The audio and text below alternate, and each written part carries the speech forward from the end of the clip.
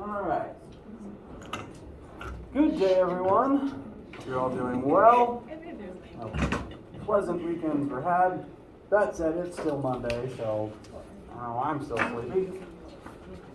And my goal is to get through this information smoothly for the benefit of everyone who's probably still half asleep.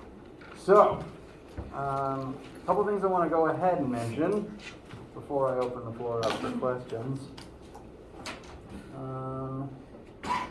As a reminder, the first homework, quiz, and lab are all due tonight by midnight.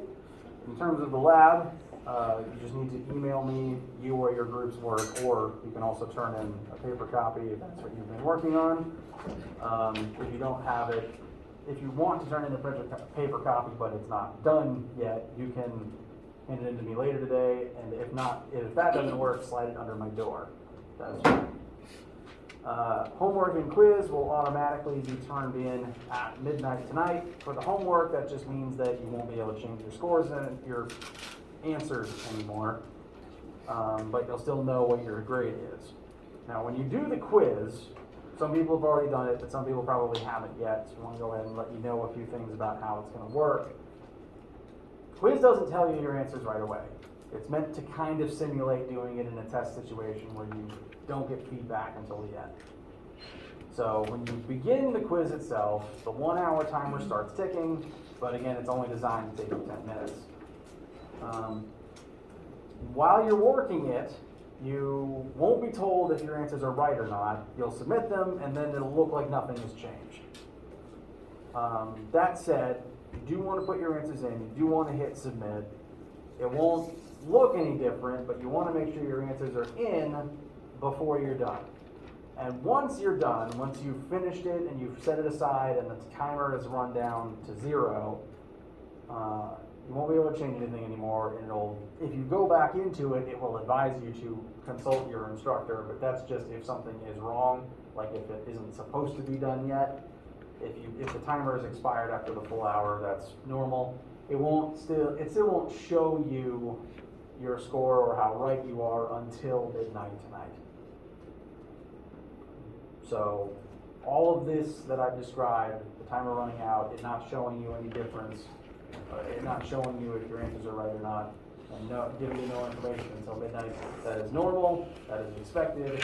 But if you encounter an error outside of those things, do still please let me know. I have also been getting more emails over the weekend about mostly the same few questions on WebAssign causing everyone problems. I will try to avoid using similar ones in the future. Namely, say, the questions that have you enter a formula without numbers in it. 14 comes up pretty often, especially 14, because WebAssign, at least for one of these, is looking for an absolute value that I don't really care about and that isn't immediately obvious should be there. So for continue letting me know if WebAssign gives you any issues on that. I want to open the floor to Gesundheit, any homework and lab questions that you have. But I also want to let you know, I myself want us to look at number 9 together, because the setup of 9 is something that made me raise an eyebrow and took me longer than 30 seconds to immediately figure out how to do, which means it would be very tricky for you guys, and I don't want to leave you alone for that if you saved 9 for last and you're at 11 p.m. tonight frantically typing. So 9, I'm going to set up with and for you. It's already on the board, but I'll explain what I have there in a second. So at least 9 is coming. I'm going to open the floor now to any and all questions, comments, concerns, etc. that you guys might have.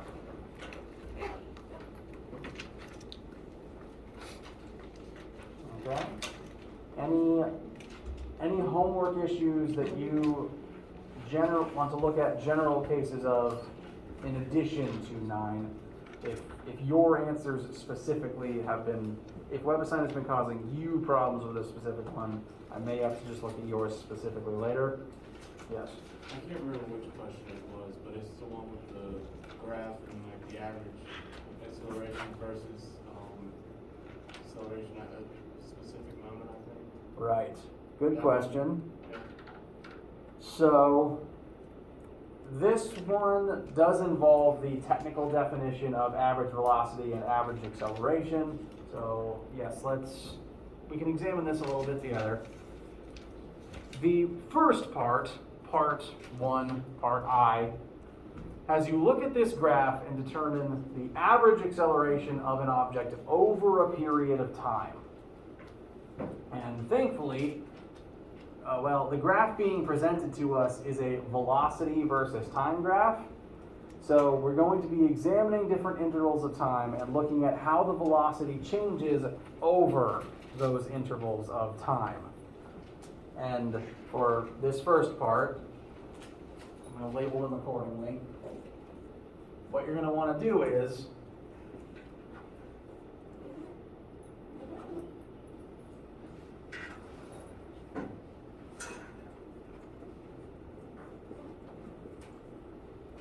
functionally just an expanded form of our usual acceleration equation. For the intervals in time you are given, you want to compare the final and initial velocities for those points in time over the amount of time that passes. So for the first part, 0 seconds to 5 seconds, the initial velocity at that beginning of time, at that period of time, is -8. The final velocity is -8.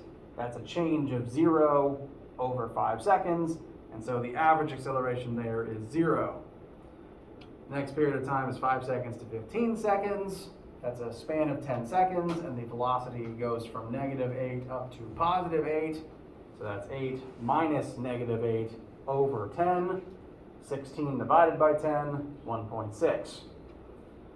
Part C, we're looking at the change for the entire graph over a period of 20 seconds. Part 2, which is labeled II, you don't often see Roman numerals in lowercase. Find the instantaneous accelerations at the following times. So this is not looking at a span of times and comparing a point to another point. This is looking at a single moment in time and figuring out if this was a car with an accelerometer built in, what that accelerometer would be saying about the acceleration at that precise moment. And to do that, you just want to look at the slope of the line at that exact moment. Not the whole graph, not any points around it, just what is the slope at the specified moment. So looking at 2 seconds, 2-second mark, scroll down, that's a flat line, so the slope there is 0. And same thing at 18 seconds, slope there is a flat line, slope is 0, so the answer there is also 0. The part that might require a little bit of math is part B, asking you about the 10-second mark. This point does have a slope, and conveniently, the math to find that slope is the same math you did for part B of the first part of this question. You could take any 2 points on this line to determine its slope, but what we did earlier, since this is a velocity over time graph, is technically rise over run, and since we were only looking at points where that slope is true, this is the slope of the line from 5 seconds to 15 seconds. And that slope is true for the 10-second mark in the middle. So the answer to part 1B is the same as the answer to part 2B.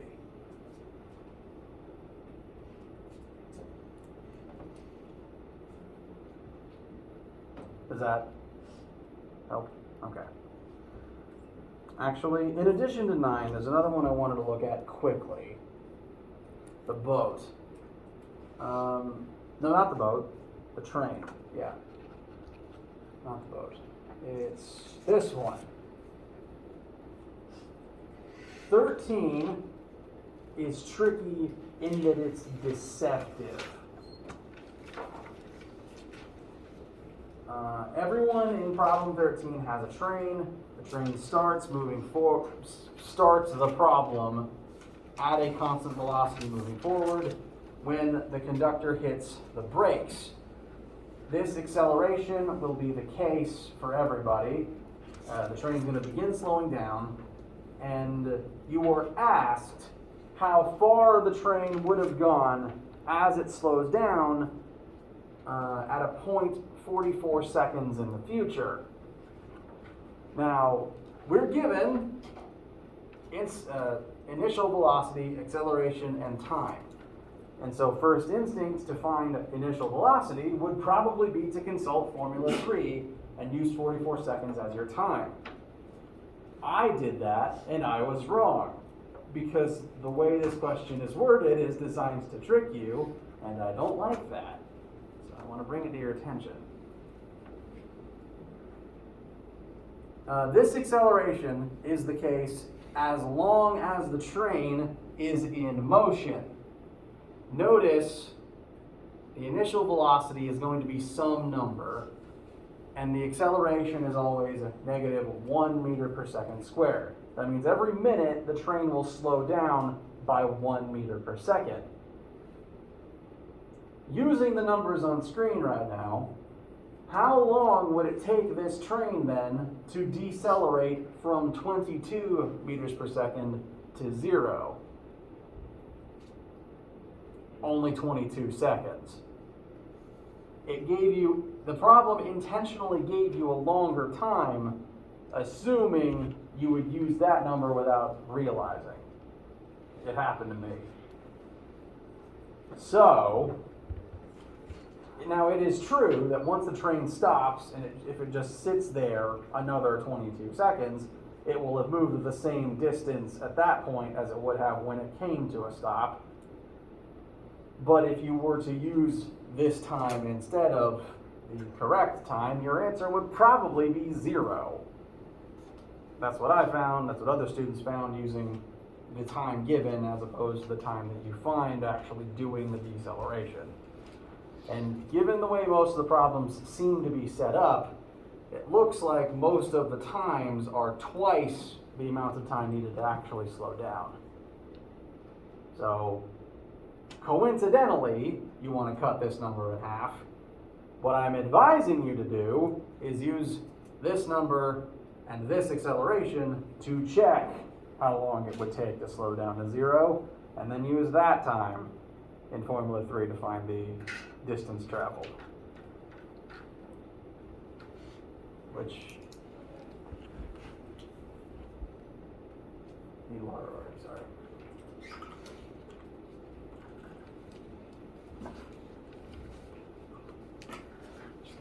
Does that help any lingering issues that some of you might have been having with that one? Okay. Now, the other homework question I definitely wanted us to look at is 9, because it is also intentional, it is set up to be intentionally confusing, which I personally disagree with as a methodology for teaching.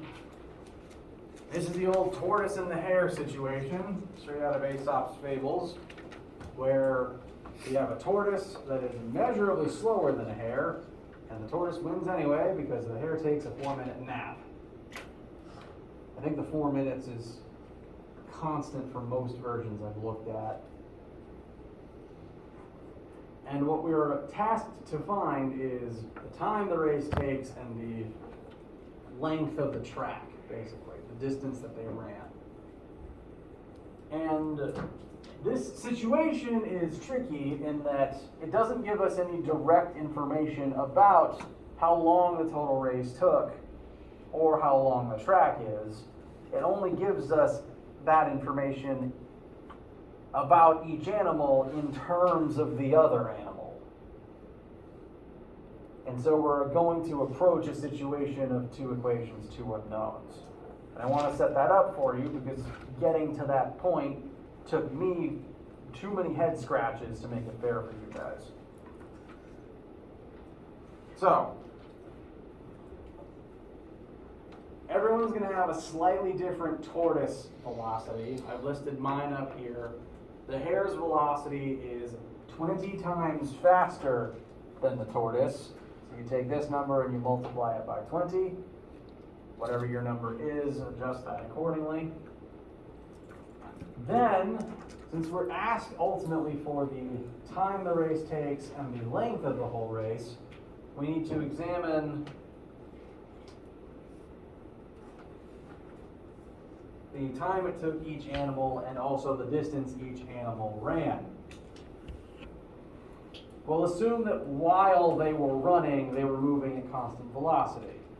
This is somewhat complicated by the fact that the hare came to a dead stop for 4 minutes, but I'll show you how to deal with that. We want the total time of the whole race. And we know that since the tortoise was running the whole time, the tortoise's time should be that total time. Meanwhile, as it relates to the hare did spend the same amount of time in the race, but he didn't spend that entire amount of time running. So if we took the time of the total race and used it in the same formula as this number, things wouldn't turn out quite right because the hare wasn't running at this speed for the entire race. So what we're going to do instead is whenever we would need to use time for the hare, we're going to take the tortoise's entire time and subtract out the 4 minutes he was asleep. This will tell us the actual amount of time the hare spent sprinting, as opposed to just the time of the whole race.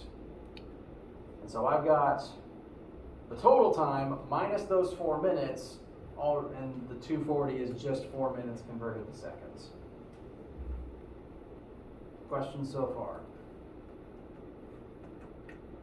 Again, this setup is weird, which is why I want to do it for you guys. Then, in terms of the distance, the tortoise ran the entire race start to finish. So the distance the tortoise moved is the length of the whole race. Meanwhile, the hare, since he lost the race, he didn't actually run the whole track in time. The question tells us the tortoise wins by a shell, and then lists the length of the tortoise's shell. Your number will vary somewhat, which I'm going to interpret that as the hare, when the tortoise crossed the finish line, the hare was a tortoise length away. And so the hare ran the entire track minus the length of the tortoise. So D total minus the tortoise length converted from centimeters to meters. I've seen variance from 20 centimeters to 25 centimeters, so your number will adjust somewhat from there.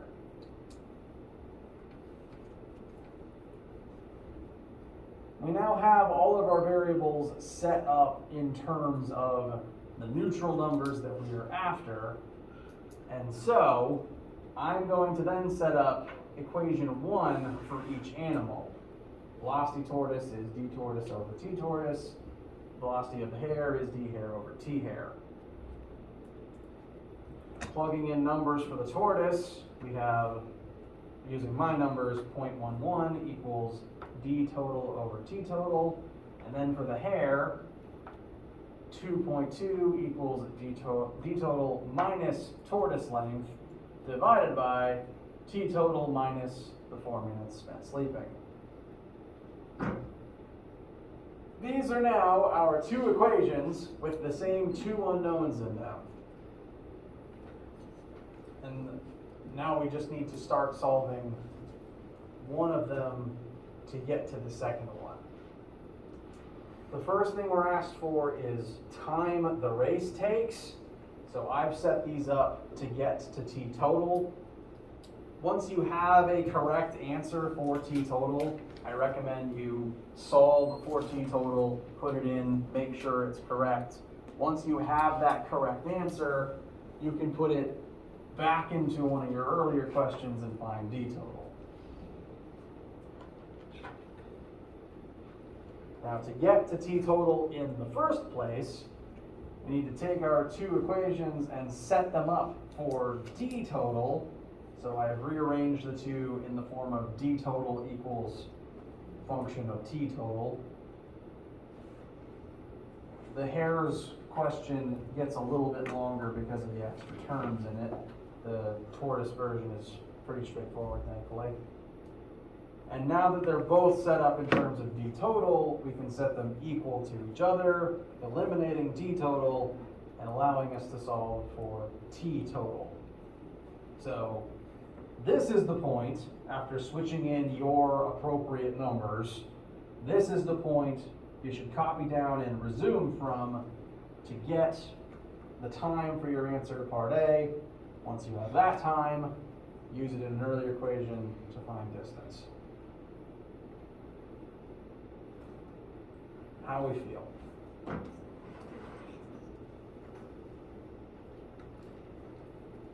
Questions, comments, needs, any at all, etc.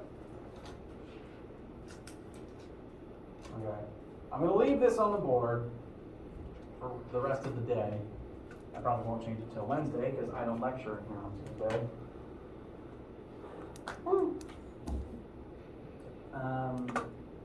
And let me know if you want us to come back and reference it at any point or any other homework question. Right now, since we're going to kind of switch gears and start talking about projectile motion soon, unless there's any specific questions from you guys, I'm going to call our usual mid-lecture break. Water, bathroom, whatever you need, while I get ready for a projectile motion question together to set you up for the type of stuff we're going to be doing in lab this week. We already did one sample on Friday. This is a slightly harder version to make sure that you can remember the quadratic. So, quick break, and we'll come back in a sec.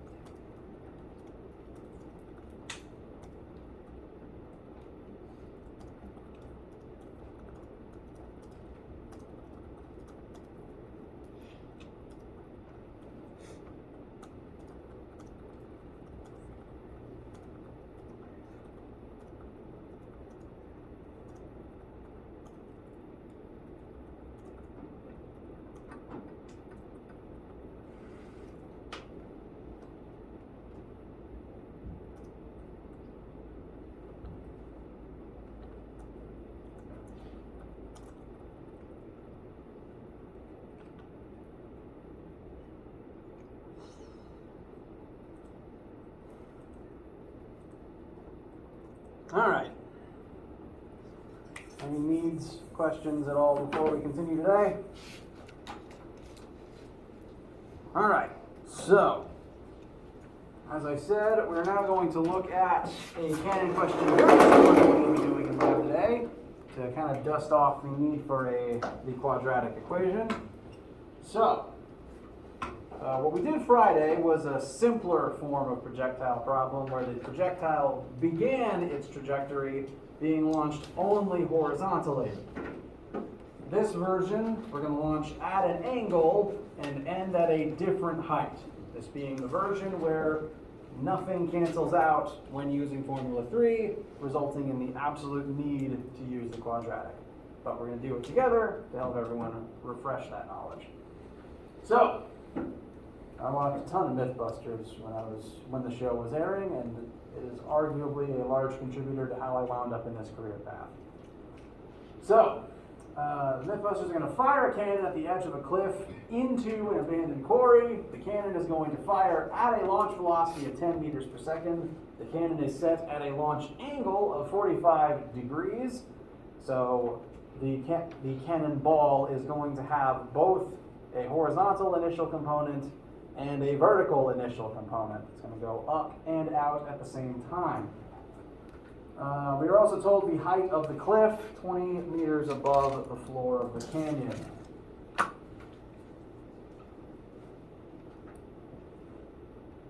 So, the 10-meter launch velocity is this angled line here.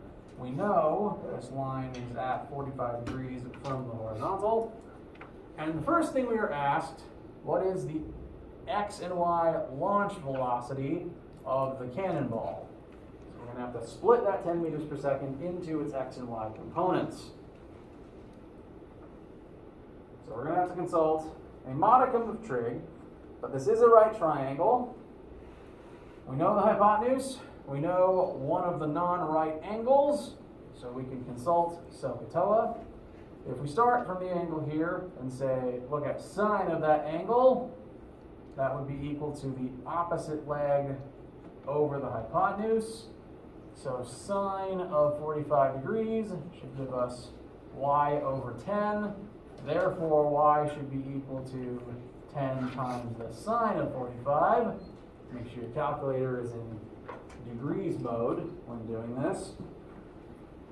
Secondly, cosine of 45 degrees should be the adjacent leg over hypotenuse. So in this case, that will be x over 10. Therefore, x should equal 10 times the cosine of 45 degrees. As you're working that and remembering trig facts, what is that going to make the x and y legs in relationship to each other? They're going to be the same number. That's just the quirk of a 45-degree right triangle. The x and y legs are the same. What is that same number going to be in this case? 7.07. Very good. Specify axes when applicable.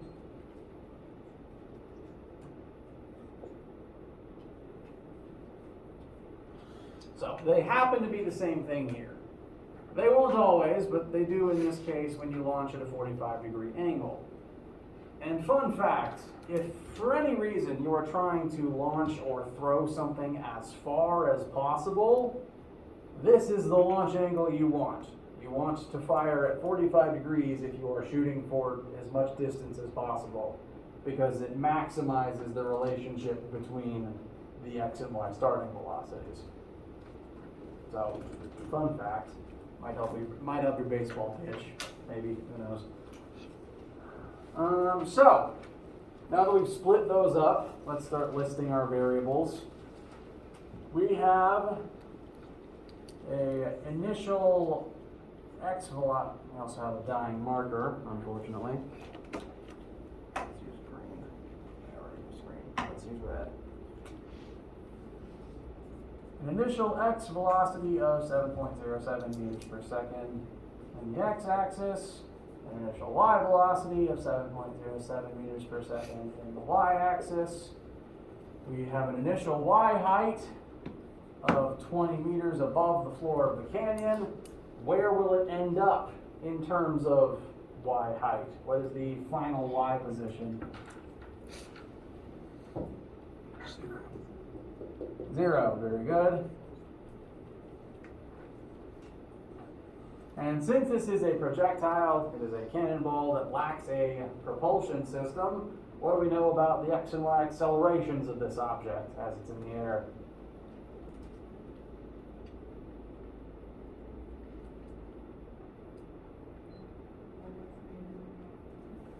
Very good. Cannonballs are projectiles, projectiles are falling, so the acceleration will be negative 9.8 meters per second squared in the y. What about in the x? 0, very good. On Earth we only fall down.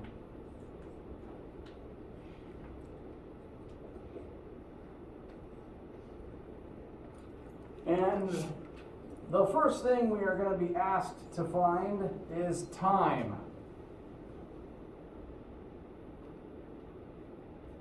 So, remembering back to Friday and to all of the physics you have observed in your life, generally speaking, between the x and y axis, or between the vertical and horizontal axes, which one is most qualified to help us find hang time?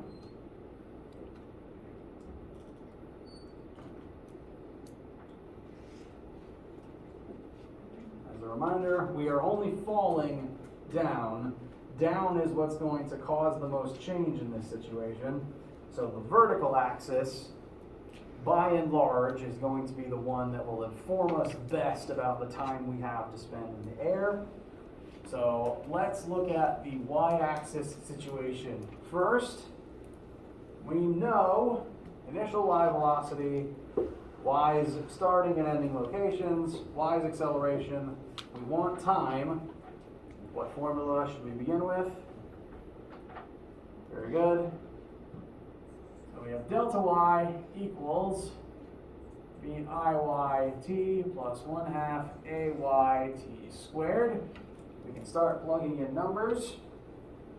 If we begin 20 meters up and end at 0, what's our delta y going to be? Negative 20. We end beneath where we began. We are falling down. We end up lower than where we started. Next, velocity y initial. That's going to be 7.07. Multiply that by time. Plus 1/2 times our acceleration, which is negative 9.8. My handwriting is awful today. Times time squared. Our only variable left is t, which is good. That means we can use algebra to find t. But what situation are we now in? A quadratic situation where we've got t squared, and then t not squared, and then no t. In previous situations, one of these terms would have become 0, making our life a lot easier. This is the case where that doesn't happen. And so quadratics are just going to happen in this class. This is our refresher on that. This is the form we want our quadratics to be in before we start mathematicaling them quadratically. That was English I just said. And so let's transform our function into this form. We want 0 on the left. So we need to get this negative 20 term onto the other side. Next, our a term needs to have the variable squared on it. So that's going to be this piece. Let's go ahead and combine the 1/2 times negative 9.8 into a single number. So negative 4.9 times t squared is in our a slot. Next. Plus bx, this is the variable that isn't squared. It needs the t in it, but it needs to not be squared. So that's going to be our 7.07 times t. Lastly, c is the term that has no variable in it. It's just a constant number. We had our negative 20 on the left side. we needed to bring it over to empty out the left side, and that's going to make it positive 20 on the right side. Any issues with getting to this point? Okay. So, just to sync everything up, our A term is going to be negative 4.9, our B term is going to be 7.07, and our C term is going to be positive 20.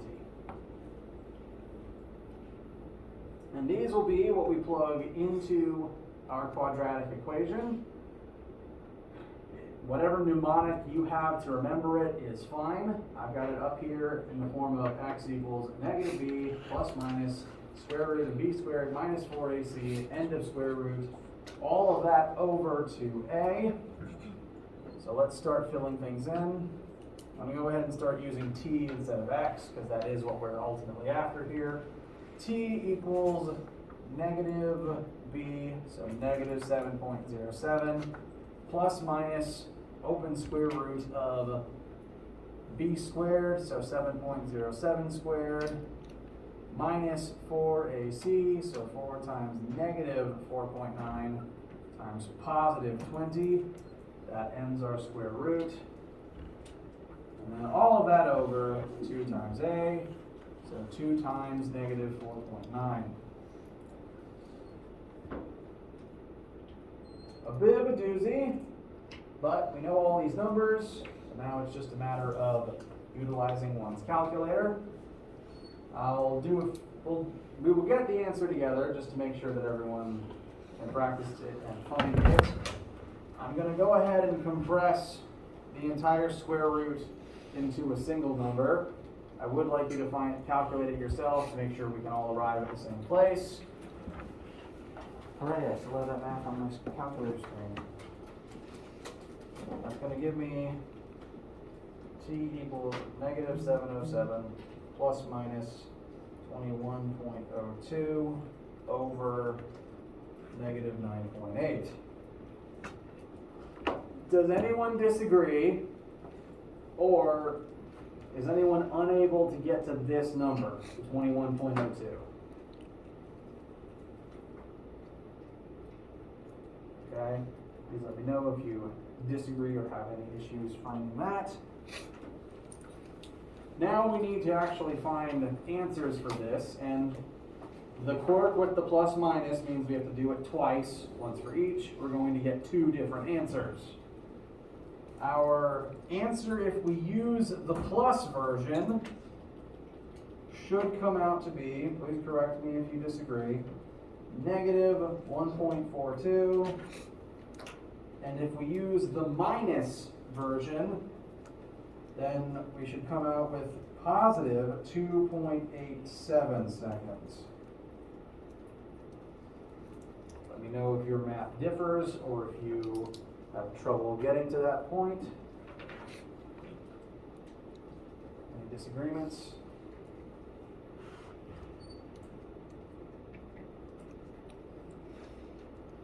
Okay. Now, doing this method is always going to give us 2 answers. If this were just a math class, this would be the final answer and that would be the end of it. Physics is one step less objective than math. It's a little more subjective, so we do need to try to interpret these for some meaning. We are looking for the time it takes for the cannonball to fire from the cliff to hit the floor of the quarry. With that in mind, of our 2 answers, would a negative number make sense? No. Now, mathematicians and the numbers themselves would argue that that negative number represents the point in the past that the cannonball would have been at the same height if we were to finish the parabola, or if we were somehow to fire from inside of the cliff and still only start the stopwatch here. This makes no physical sense, which is why we're throwing it out. We are only going to keep and continue working with the positive answer.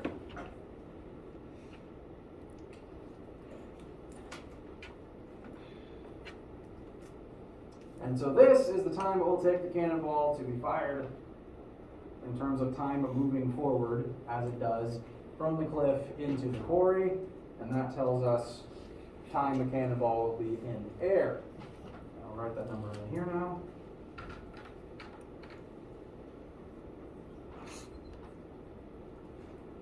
And the last thing we were asked is, what is the horizontal range of the cannon? Ergo, how far will the cannonball fly horizontally from where it started? How far from the cliff will it hit the ground? We now know time, which is not a vector, so we can use it in the x-axis. We also know initial x velocity, and we know that we aren't accelerating in the x-axis. So we have everything we need to be able to calculate our range. I've somewhat run out of room here, so I will put this elsewhere. X-axis, I've already hinted several times that Formula 3 is usually the best one, so let's go ahead and set that one up. Or best one for a projectile situation.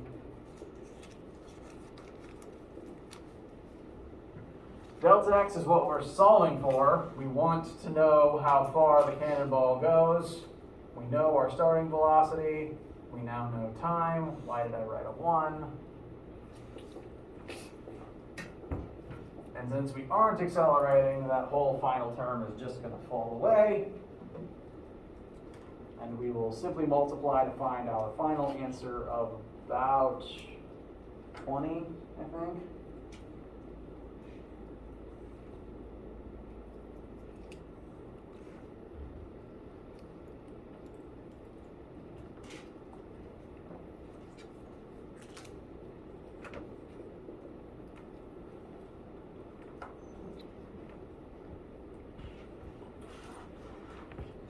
And so, once we get that number, you guys getting about 20, I think? Alright, cool. I can do some mental math. That has concluded this question. That is, as I've said, the harder type of projectile cannon type question, and it is one of the setups we'll be doing in lab today. So, as long as you can do this, you're going to be just fine in lab. And in lab, you'll also have both teammates and me present to assist you. So, reminders, do reports to your lab day this week. Again, you only come to your day. You don't have to go to every day. We will meet for that. We will have a good time. Wear closed-toed shoes because I don't want steel ball bearings crushing anything. And make sure you finish your homework and the quiz in the lab. Get those in. I think I'm just rambling at this point. Have a wonderful day.